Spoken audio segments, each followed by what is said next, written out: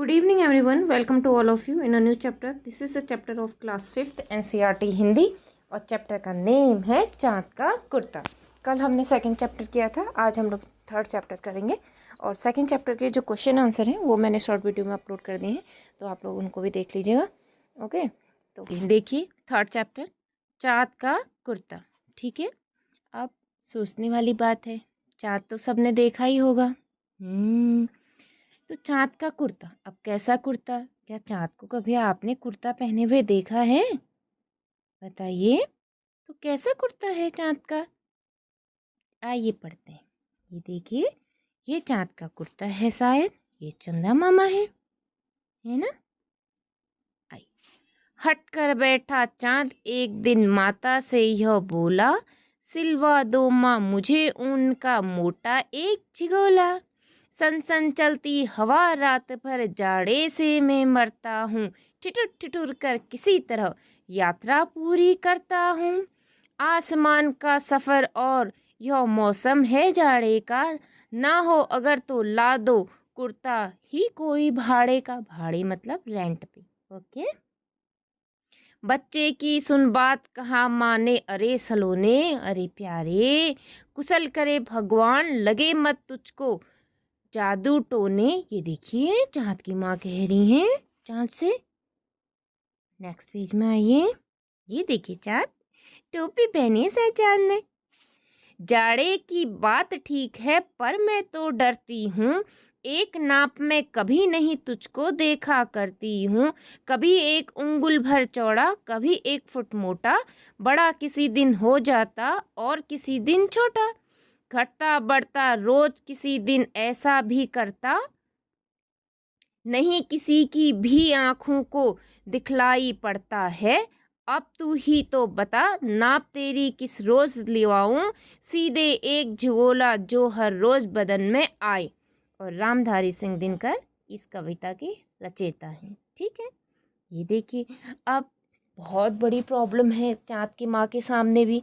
वो चाँद का कुर्ता सिलवाए तो सिलवाए किस नाप का, क्योंकि चाँद कभी छोटा होता है, कभी थोड़ा बड़ा हो जाता है। आपने भी देखा होगा है ना, कभी वो ऐसा होता है, कभी वो ऐसा होता है, कभी फिर गोल हो जाता है। तो माँ भी प्रॉब्लम में फंस गई कि कैसे नाप का सिलवाया जाए। कि अब आप सोचो तो किस नाप का सिलवाना पड़ेगा? हाँ, मोटा मोटा ही सिलवाना पड़ेगा, बड़ा बड़ा सा ना। लेकिन जब वो पतला होगा फिर कैसे फिट बैठेगा उसमें, है ना? ये भी सोचने की बात है। चलिए आइए इसके क्वेश्चन आंसर भी देख लेते हैं इसी वीडियो में। बातचीत के लिए फर्स्ट, आकाश आपको कब कब बहुत सुंदर दिखाई देता है और क्यों?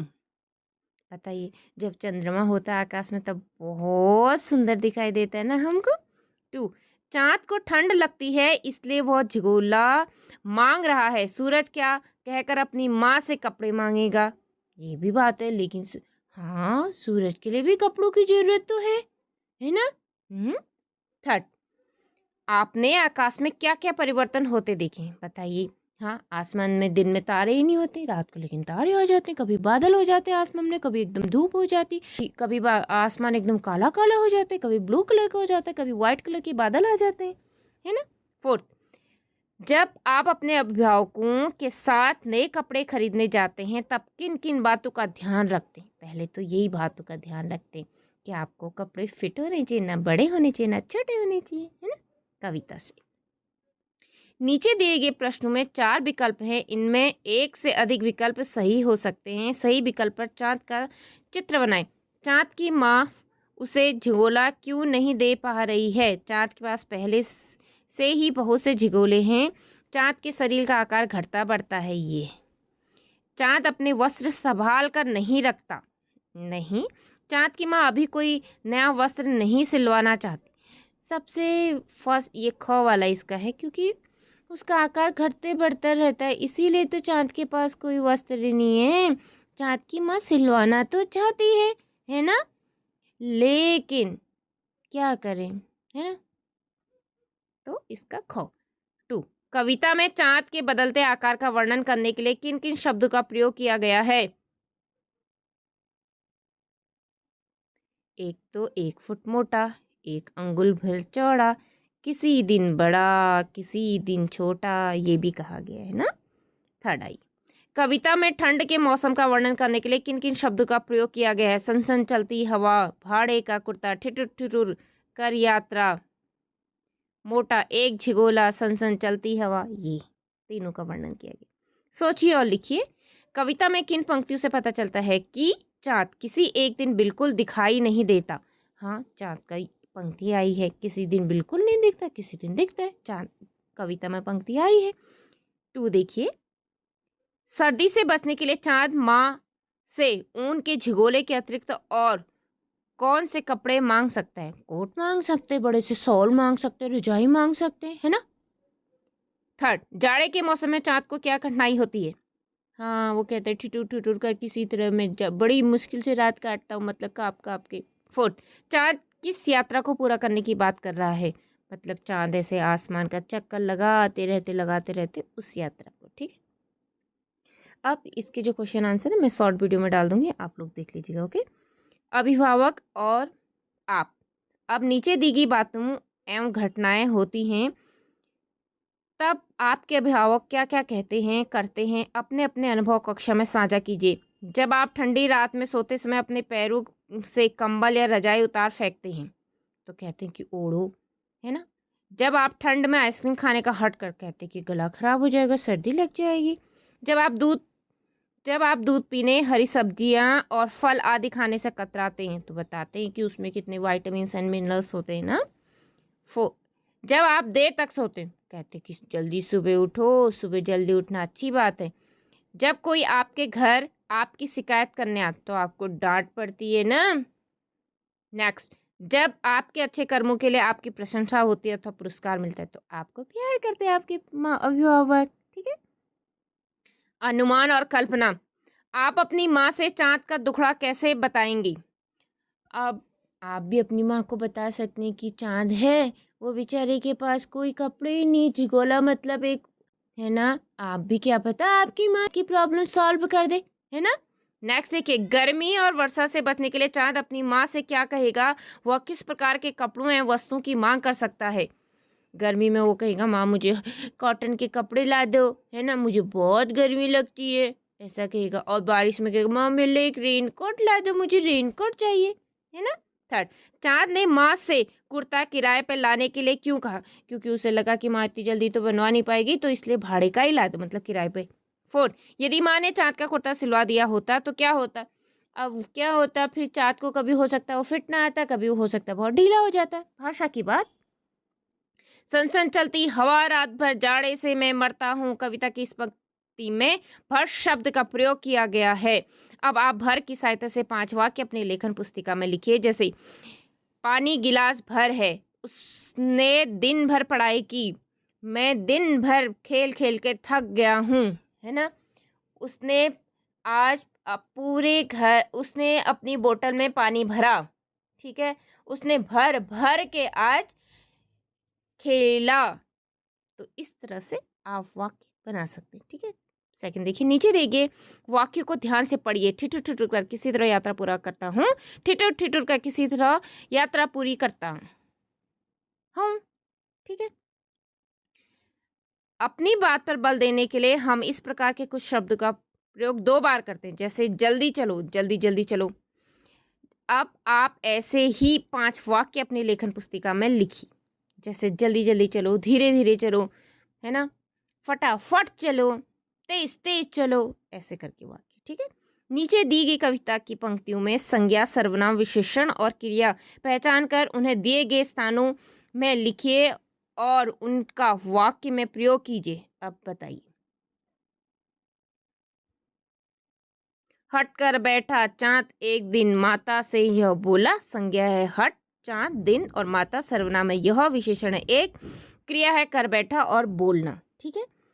आसमान का सफ़र है और यह मौसम है जाड़े का। अब आसमान है संज्ञा, ठीक है। आसमान क्या है? संज्ञा है, ओके। आसमान है संज्ञा, का सफ़र और यह सर्वनाम है, मौसम है जाड़े का, जाड़ा मत विशेषण, ओके। सफ़र का मतलब क्रिया। ठीक है। सिलवा दो माँ मुझे ऊन का मोटा एक झिगोला, मोटा क्या है, विशेषण है, और है सिलवा दो माँ, दो मतलब क्रिया है, मुझे मतलब सर्वनाम, और संज्ञा है इसमें माँ, और झिगोला, ठीक है, ऊन भी। ओके। ठिठुर ठिठुर कर किसी तरह यात्रा पूरी करता हूँ, यात्रा पूरी करता हूँ क्या है, क्रिया है, ठिठुर ठिठुर कर क्या है, ये है विशेषण, किसी तरह मतलब ये है किसी, यहाँ पर होगा सर्वनामिक भी हो सकता है, सर्वनाम भी हो सकता है, ठीक है। नेक्स्ट देखिए, चाँद का झिगोला। मान लीजिए कि चाँद झिगोले के लिए माँ कपड़े के दुकानदार और दर्जी से संवाद करता है। बातचीत के कुछ अंश नीचे दिए गए हैं, आप इन्हें आगे बढ़ाएं और संवाद अपनी मातृभाषा में भी लिख सकते। संवाद मतलब बातचीत, ठीक है, संवाद मतलब बातचीत करना। चलिए हम भी देखते हैं चाँद क्या बात कर रहा है। चाँद, माँ मुझे बहुत ठंड लगती है, मेरे लिए एक मोटा झिगोला सिलवा दूँ। माँ, तुझे सच में ठंड सताती होगी, लेकिन एक समस्या है। चाँद, समस्या? कैसी समस्या माँ? माँ, तेरा आकार तो प्रतिदिन मतलब हर दिन बदलता रहता है, कभी छोटा कभी बड़ा कभी एकदम गायब, मैं कैसे नाप लूँ? चाँद, अरे हाँ, लेकिन फिर भी कोई उपाय तो होगा। माँ, उपाय ये है कि चलो हम लोग दुकानदार और दर्जी के पास जाते। चाँद, दुकानदार। चाँद कहता है ठीक है माँ। माँ जाती दुकानदार के पास, कहती ये मेरा बेटा चाँद है, इसके लिए हमको कपड़ा चाहिए। तो चाँद, तो दुकानदार कहते हैं ठीक है। चाँद कहता है अब माँ चलो अब दर्जी के वहाँ इसे सिलवाने चलते हैं, ठीक है।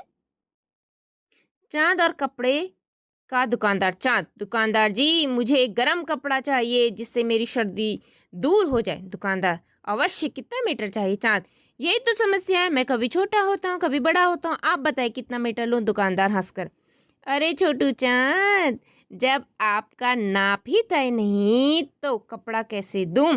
पहले नाप तो तय करके आओ। ये देखिए दुकानदार और चाँद बातें कर रहे ना। चाँद, ओ यही तो समस्या है, फिर मैं कैसे बताऊं कि मैं किस नाप का हूँ? दुकानदार, तो वहाँ दर्जी के वहाँ जाओ, उन्हें अपनी समस्या बताओ। चाँद बोला ठीक है। दुकानदार, हाँ हाँ जल्दी जाओ जल्दी आओ। चाँद अब दर्जी के पास जाते हैं। अब बताइए। चाँद बोलते हैं दर्जी जी मेरे लिए एक कुर्ता सिल दीजिए। दर्जी, बिल्कुल, लेकिन पहले नाप तो दो। चाँद, यही तो समस्या है, कभी मैं छोटा कभी बड़ा हो जाता हूँ। दर्जी हंसते हुए, तो फिर ऐसा करो प्रतिदिन मेरे पास आओ और मैं प्रत्येक दिन तुम्हारे नाप का नया कुर्ता सिलूँ दूंगा। चाँद प्रसन्न होते हुए, फिर तो मुझे प्रतिदिन नए कपड़े मिलेंगे, लेकिन माँ मानेगी नहीं क्योंकि कपड़ा, फिर बहुत ज़्यादा कपड़ा लगेगा ना, इतने सारे कपड़े सिलवाने पड़ेंगे, है ना।